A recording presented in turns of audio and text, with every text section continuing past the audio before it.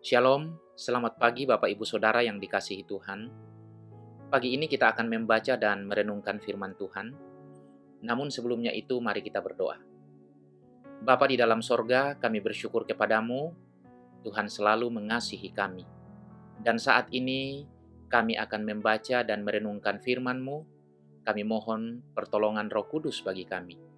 Biarlah kami bisa mengerti, kami bisa pahami, dan kami diberi kekuatan oleh Tuhan untuk melakukan firman-Mu di sepanjang hidup kami. Dalam nama Tuhan Yesus, kami berdoa. Amin. Saudara yang dikasihi Tuhan, firman Tuhan yang akan kita baca dan renungkan pagi ini dari kitab Ester pasal 1 ayat 1 sampai 2. Ester pasal 1 ayat 1 sampai 2. Demikian firman Tuhan.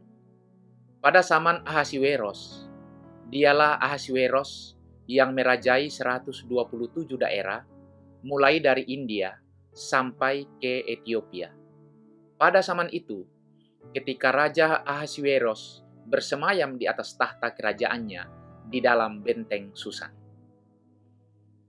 Tema renungan kita hari ini adalah Allah memegang kendali.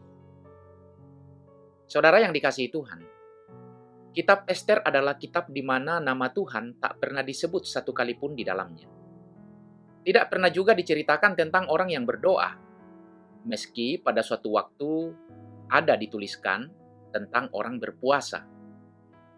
Mungkin kita bertanya-tanya, kalau begitu, untuk apa kitab Ester dimasukkan dalam Alkitab? Bukankah Alkitab seharusnya bicara tentang Allah? Seorang penafsir Alkitab ternama menuliskan demikian. Meskipun nama Allah tidak ditemukan dalam kitab Ester, namun tangannya terlihat di mana-mana.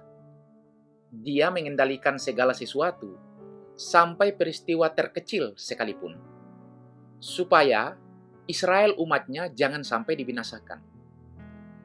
Melalui kisah Ester, Allah mengajar kita bahwa Dia selalu memegang kendali. Tidak ada satupun peristiwa yang kebetulan. Segala hal dalam hidup kita dan di dunia ini dalam kendali Tuhan. Peristiwa-peristiwa kehidupan kita seringkali tampak seperti potongan-potongan teka-teki besar yang pelik. Mungkin kita kehilangan orang tua sewaktu masih kecil. Lantas kita mulai berpikir, mengapa Tuhan mengizinkan ini terjadi? Atau mungkin kita bertanya-tanya, mengapa ada orang yang terlahir dengan cacat tubuh atau kesulitan belajar? Barangkali kita bertanya-tanya, mengapa orang tua kita tak lagi menyayangi? Bukannya hidup bersama, mereka justru bercerai. Tentu hal-hal itu membuat kita kacau balau dan bingung. Tak hanya anak-anak yang bergumul dengan pertanyaan hidup seperti itu. Orang dewasa pun ada kalanya kesulitan memahami cara kerja Tuhan. Namun dalam setiap peristiwa hidup kita, apapun itu, ingatlah selalu bahwa Tuhan memegang kendali. Dia duduk di tahta yang jauh lebih berkuasa dan lebih hebat daripada Raja Ahasiweros. Allah bukan hanya memerintah atas raja-raja besar di dunia ini. Dia juga memperhatikan segala sesuatunya. Ester ditinggal mati orang tuanya sewaktu masih kecil. Apakah Tuhan memegang kendali atas peristiwa itu? Ya, pasti. Tuhan tidak meminta kita memahami setiap hal yang Dia perbuat. Sebaliknya, Tuhan menyuruh kita percaya kepadanya. Bahkan di tengah keadaan yang menyakitkan, membingungkan, dan tak dapat dimengerti. Tuhan bukan hanya Maha Kuasa, tetapi juga penuh kasih dan baik hati. Dia tahu apa yang kita perlukan dan apa yang sebaiknya dipisahkan dari kita. Terkadang Tuhan mengizinkan persoalan datang agar kita mengingat Dia dan mendekat kepadanya.